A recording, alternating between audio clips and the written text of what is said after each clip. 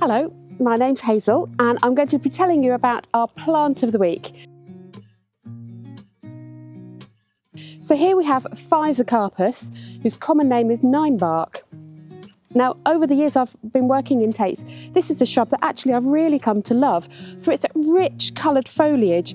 Has this really gorgeous colours in sort of burgundies, maroons, limey kind of greens, apricots, and some of them change colour through the year as well. And they just always look so fantastic when they're out in this full leaf.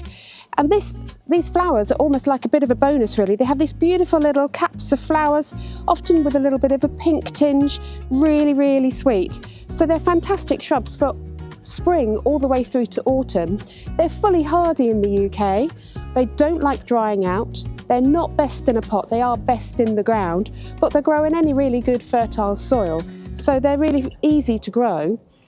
And they would make a wonderful hedge or a statement plant, a focal point or something like that, mixed in a border, and the dark colours would look really good against a limey kind of green, so they're wonderful to mix in. They grow mostly to about 2 metres. There are a couple of shorter varieties like Magic Ball, and this one's called Little Angel, which grow to about 1 metre. And they also have a little bit of winter interest as well. So the Ninebark refers to the fact that the bark sort of peels a little bit in winter, so it gives you kind of a little bit something more interesting to look at as well. So you have got a bit of interest in the winter too, and not just from the spring through to the autumn. They're pretty much disease and pest resistant too, so they're really, really good shrubs for beginner gardeners.